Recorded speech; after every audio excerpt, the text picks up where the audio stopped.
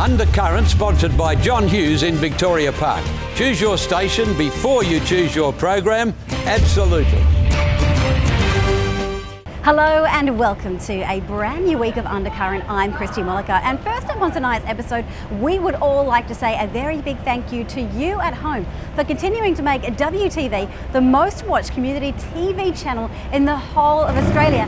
Well, first up on tonight's show, we take a look at the recent protest to the Riverside Drive closure. Juanita Shepherd has more.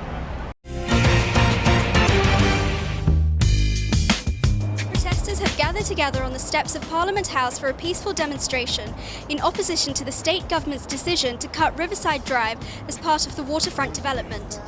Although the decision to cut Riverside Drive will not be put into motion until after the March 2013 elections, protesters have rallied together to raise awareness to the implications that will occur if Riverside Drive is cut. By cutting it off, you're actually going to shut the city down, basically. People aren't going to come into the city.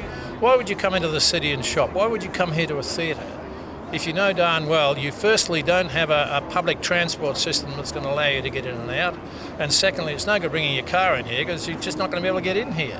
Where's the planning in this, for goodness sake? Where on earth is the planning? Well, if they are persistent on getting rid of Riverside Drive, why can't they put a bridge in first before they cut the road off, and then put the traffic over the bridge once that's done? They can dig the water out after that if they want to, that's up to them. But for goodness sake, to just shut a major artery of the city without thinking what the impact's going to be is absolutely, it's sheer stupidity, quite frankly. So Riverside Drive is a very major road. It carries as much traffic as West Coast Highway, for example. So what'll happen, people will try to find an alternative way through the city. And they'll try the tunnel and they'll find that's blocked. They'll try Mill Point Road and they'll find it's full. They'll do all of those sort of things. And eventually they'll come back to using a mixture of all of those things. So all of those 40,000 cars, they're all going to just spread like the river to a half a dozen places. And the complexity there is it just chokes up all the other roads. That's why it's so important. There's an independent traffic report that shows that it will lead to so much congestion that it'll add about 10 minutes just to the process of going through the city, which is an awful long time over only about 1.5 to 2 kilometres. So yes, there's modelling, computer modelling that shows that it'll add enormous amount of congestion. It is a major east-west access road for people travelling through the city of Perth. Not just the CBD, although it will impact terribly on the CBD. If you go through the roads that have been narrowed, as we try to encourage more pedestrians, there's no room to bring that river closer, or the road closer and closer to the city. So we cut off that access east-west to the suburbs, and we then pour it all into Thomas Street, or going through the back of Subiaco, even out as far as Osborne Park, to try and get across to perhaps the airport from the western suburbs. Constant traffic, it never stops. It's a Thursday night.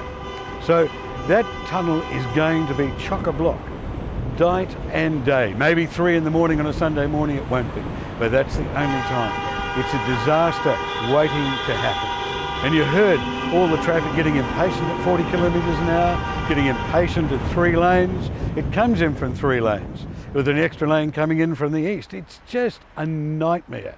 And this should not happen. It cannot happen.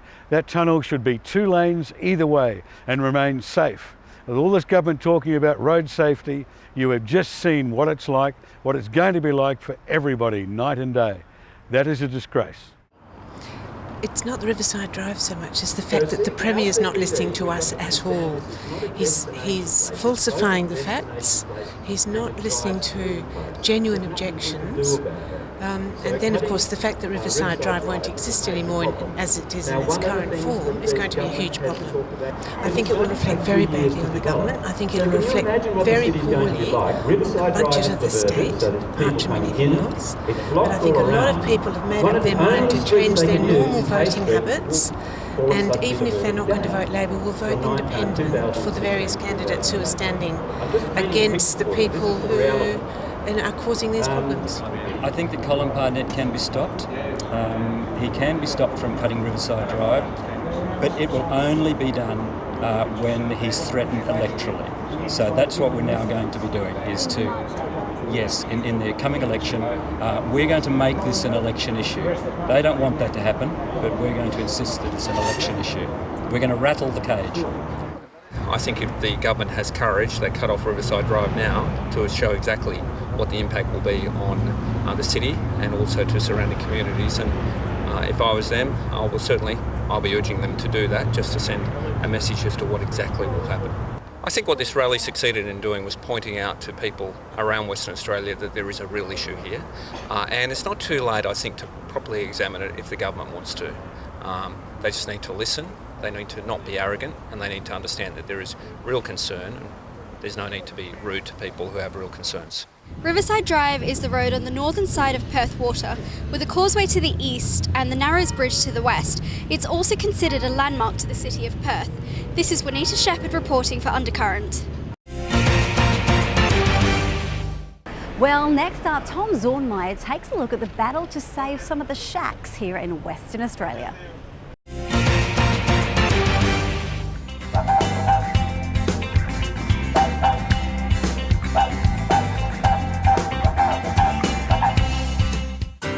Wedge Island is the largest shack community in Australia. For many years, they've fought a David vs Goliath battle to keep their shacks from being removed. As the DEC and the Shire of Dandaragan push to remove their shacks, the spirited opposition continues to gain momentum. Since about 1980, like the late 1980s, there's been a shack squatter removal policy, and we understand why that was implemented, because there was an explosion of shacks going on at that stage, and the government needed to put a halt to that. Originally, some DEC and CALM, as they were formerly known, some of the solutions they had was just eradication of shacks. Get rid of the shacks, build some car parks, and let people come and park in car parks and use a drop toilet or something like that and have a look at the beach. What we are saying is eradication of the shacks is not the solution. It will lose its sense of place, and Wedge and Grey do have a sense of place. We are the last and biggest remaining shack communities within Western Australia, and I believe that Wedge and Grey are the biggest shack communities in Australia in one confined area. So that is something to actually celebrate and hold on to. And our mission in life is to convince the government, the DEC and the Shire of Dandaragan that they've actually got something of value there, and if we all work together and make it succeed, it's something that the Shire of Dandaragan could be quite rightly proud of. What was fine in the past also led to environmental degradation in the past. I'm not saying that the people deliberately did things, but up and down the coast there were a lot of informal sites, there were a lot of informal roads that had been put through, and damage to dune structures, etc. had taken place. Some of those have been repaired over the years, but as the numbers of people potentially who use these sites increases, as our population increases, and as the access is so much better now to the area, you can't let the informal use of those areas continue in the way they were, because that will lead to damage. And so there does need to be a plan and put in place that will lead to the protection of the environment, and also lead to a situation where people can enjoy a break in that area. The Shire of Dandaragan don't see a lot of benefit for the shack communities within their shire, and to be fair to them, they probably worry about a cost impost that the shacks might bring. So they don't want to provide rubbish services and sealed roads and the like, and so they haven't considered that we would be a form of income to them. I think they look at us as a liability. We firmly believe that we can be an asset. We firmly believe we can bring tourists into that locale. There are tens of thousands of people that go to Wedge and Grey every year now. There are visitors and friends of visitors that go through the shacks and use the shacks. So we already have a captive audience of tourism up there. Oh, well, I think Wedge Island's got its own beauty and its own attractions, and people will come there regardless of whether shacks are there or not. Certainly anywhere along that coast is becoming very popular, especially since the opening of Indian Ocean Drive. There are hundreds of thousands of people who come into the Nambog National Park every year, and that's not going to to get any less in the future as Perth's population increases. Our shacks are exactly that, they're shacks. They're not beautiful buildings, but they have character, and usually they reflect the person that built the shack and the people that stay in the shack. So what we need to do is find a way to retain that building heritage, but definitely retain the community and the social heritage as well. There is a history in any area where people have lived, and I understand that they want to respect that history, but in terms of what that will mean for the future of the sites and how that could be incorporated into the future development of the sites, I think that'll be the key issue, and it's difficult to know just what effect that will have on the ultimate outcome. I think there's been a shift, certainly from some well-informed people that have a bigger vision than just this tunnelled vision view of we must get rid of the shacks.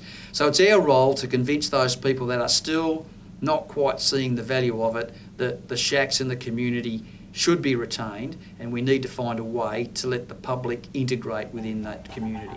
With the final decision due in June 2013, it all comes down to the final approval by Environmental Minister Bill Marmion.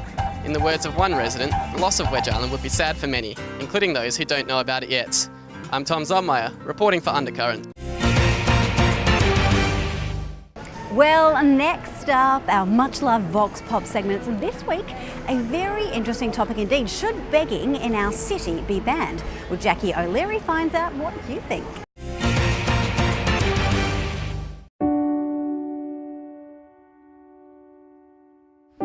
Begging can be the difference between whether a person eats that day or not, but it can also be their access to drugs or alcohol. Should begging be banned? No, I don't think so. No. I'm not quite sure if it should be allowed on the streets, because it doesn't really set a very positive image. Yes, they got to ban it, and it's a very good thing to ban it. It's good to be honest with people. Don't beg. Ask, and you knock, and shit will open. The doors will open for you. Everybody will help you. And it's not a poor country. You see a lot of homeless people around here, and you don't really know who's homeless and who just can't be bothered to work. But yeah, if we can prevent it, then that's good. But yeah, it depends on circumstances of people, really.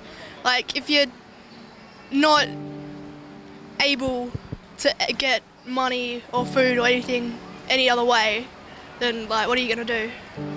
Not everyone is fortunate in this society and in the world, and I mean, it's about just giving back to the ones that don't have as much as we do, and I don't think it should be banned. I know the homeless people are very sad, but they are begging too much. If that was me, if I ever got into that situation, I would want someone to do that for me, so I would. Yeah, no, I don't think it should be banned. No. Plenty of jobs down here, but they don't want to pick the jobs. You know why? You get a dole, you get allowance, you get everything. They give you just enough money for food and accommodation, and if you're a smoker, smokes. They don't give you no life. And that's why people beg to get extra money. But they can gamble, they can go horses and do everything. Where are they getting all that money? But they are begging, still begging. It's a lot better than people stealing. Take the dole purchase, catch them all together and join the army. See how the army doing it? Hard life, hard labor, you get paid for it, do it. I can understand if you can't work at all, if that's your only thing you got. But if you can work, I guess give it a try, They have to help themselves before anyone else can help them. Do you know what I mean? They need to stop their habits. Even if it's flipping patties or something, it's better than nothing, You're more likely to get a better wage flipping patties than you are on the streets, not knowing if you might go without a meal or something like that. I see most people that are homeless with mental illness. They usually use and abuse children that use and abuse themselves with drugs, and it's really sad. And half of them are on the street because of the parents. It starts from the home. And, so, yeah. I think people are going to do it no matter what. Yeah, I mean, if people are desperate, they're going to beg. Begging can become a way of life for many people, and despite services being available to them, many just get lost in the system. Banning begging may aesthetically improve the city, but we're not actually dealing with the real problem, which is homelessness and poverty. This has been Jackie O'Leary reporting for Undercurrent. Well, time for a quick break here at Undercurrent. Catch you again very soon. Undercurrent, sponsored by John Hughes in Victoria Park. Choose your station before you choose your program. Absolutely.